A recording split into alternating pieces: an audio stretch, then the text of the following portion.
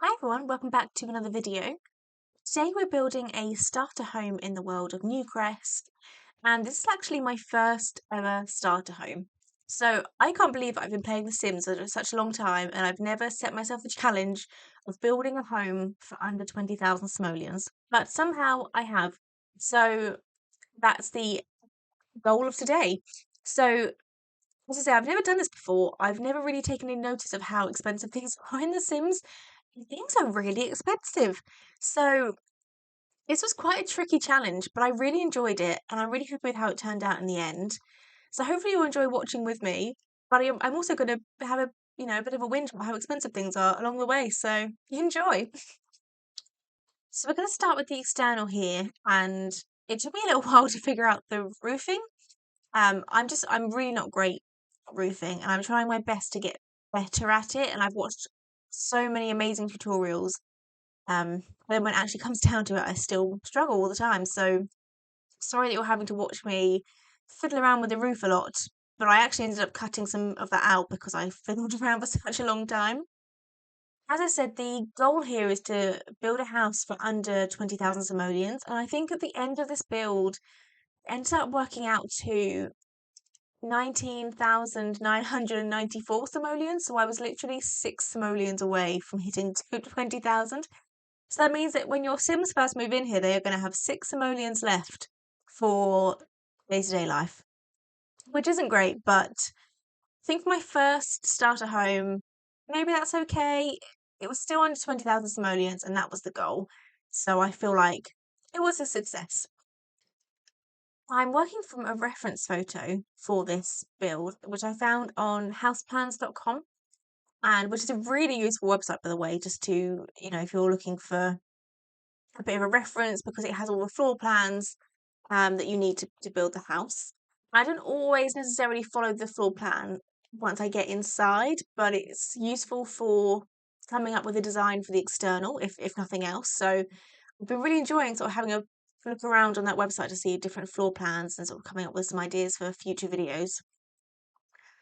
And what I liked about this house was the fact that it is very small. Like you've only got one bedroom, one bathroom, and then what I tried to do here was have like an open plan living room and kitchen area, just because I feel like it just makes it.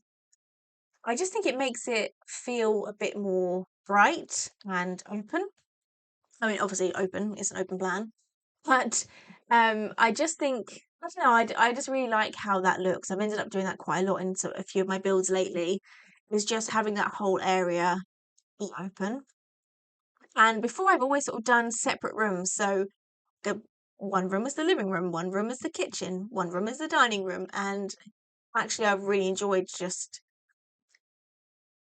even just the gameplay of having them all open. Just means the Sims move around more easily. And it doesn't much, it's just a nicer experience, I think. So I've been trying to do that more. We're moving into the kitchen now. And I really tried to use some different appliances for this build. I've never used the appliances that are different colours before, so I normally always stick to the silvers or the whites or the beige fridges and ovens.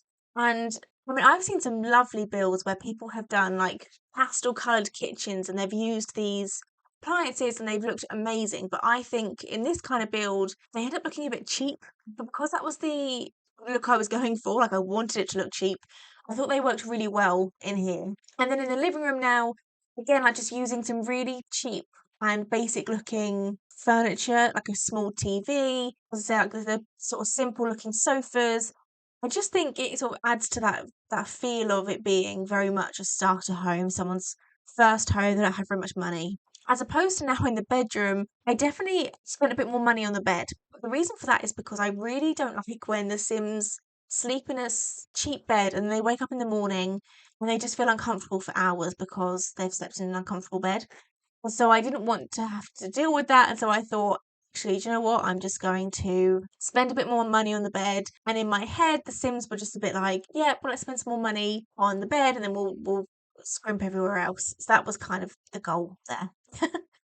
And then for the bathroom, I ended up changing the layout because I wanted to make some more space for the dining area. It all felt a little bit cramped in that sort of kitchen and dining area, so making the bathroom smaller made it just feel a bit more open there.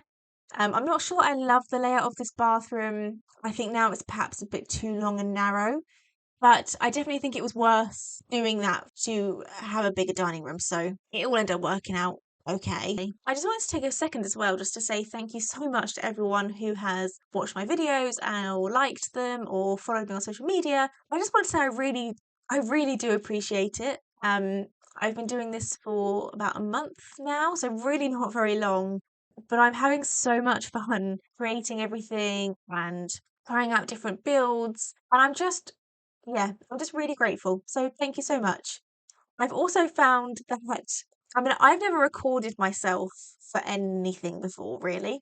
And now I'm learning different ways that I talk. I do lots of like random pauses I have to then edit out, which is really annoying. So, I'm having a lot of fun just playing around with Sims, playing around with YouTube, playing around with recording. So I'm really excited for continuing. But I just wanted to say thank you so much because I really do appreciate it. So, back to the build. We are moving on to the garden now, and we I ended up adding in quite a lot of landscaping from debug because essentially at this point I'm starting to realize that I am running out of money. I have not thought about money that much over like the rest of the build, and it's now time to start thinking about what do I need as versus like what do I want. And I'm starting to think about things I can do for free. So adding in terrain paint is free.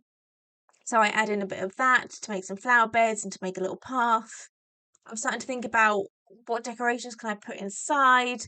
I want it to feel like it's put together, but I also don't want to spend too much money. So I put in a couple of rugs here and there. I start looking at paintings. And it's at this point that I realise that paintings are very expensive in The Sims. They are ridiculously expensive in The Sims. And it's like the cheapest painting is like 100 simoleons or something like that. I know you can do posters, and I think the posters are cheaper, but I just don't think they look as good for, like adult homes. I think posters are really good for like kids' bedrooms and stuff, but unless your sim is like a film buff or something where you could put in some movie posters, apart from that, it doesn't really make sense to put them in. I don't think so.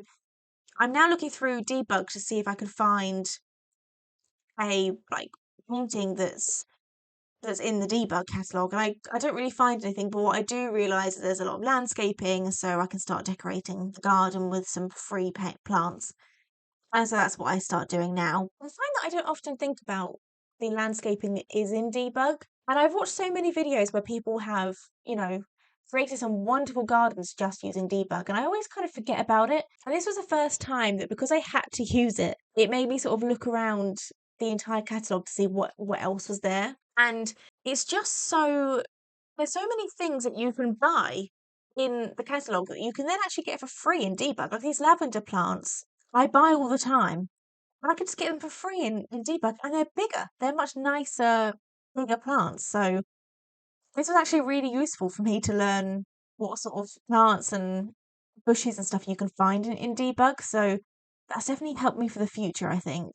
And again, I really wanted it to have like a nice garden, a nice front garden, but without being too much. Again, this is still very much a starter home. They still don't have a huge amount of money.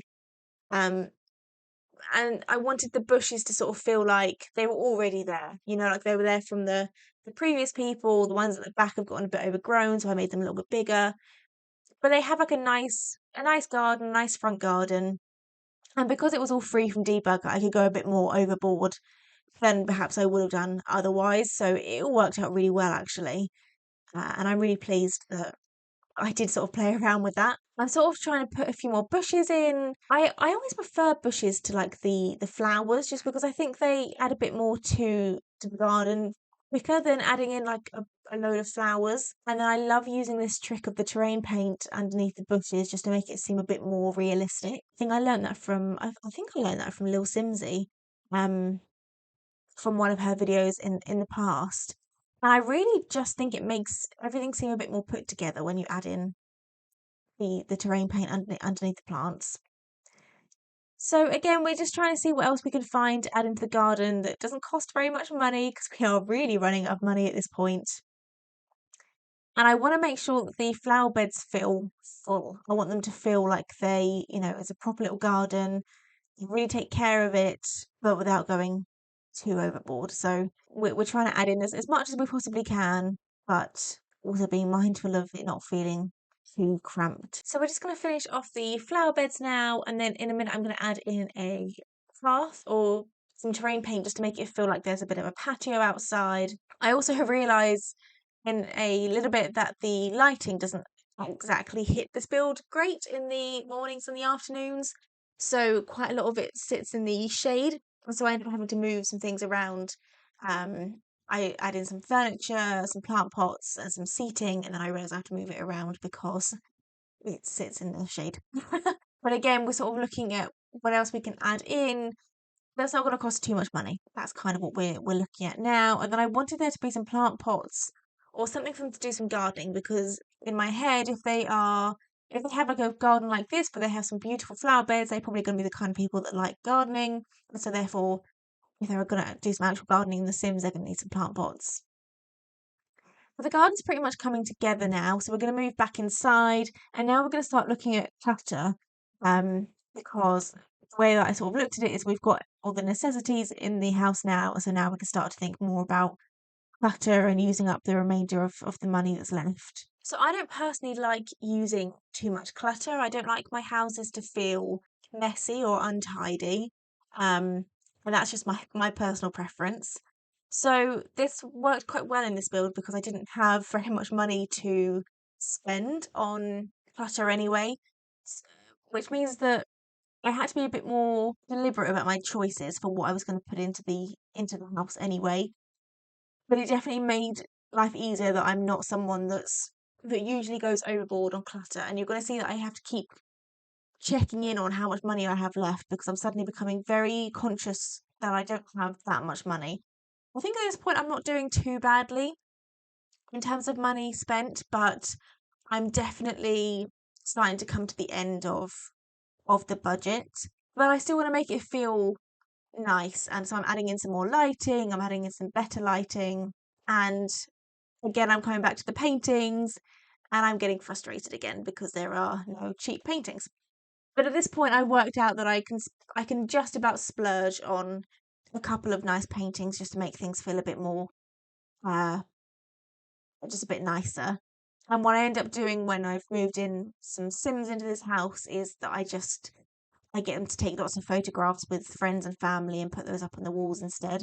So you can do things with these kind of houses to make them feel a bit better without spending loads of money on it very expensive paintings anyway. So we're coming to the end of the build now. So you're going to see a video tour in a minute as usual. But thank you so much for watching. I hope you've enjoyed this. I'm definitely going to go back to splurging a bit more on my next build, I think. But I'm definitely going to try this again in the future. So stay tuned for that. Thank you so much for watching. I will see you in the next one.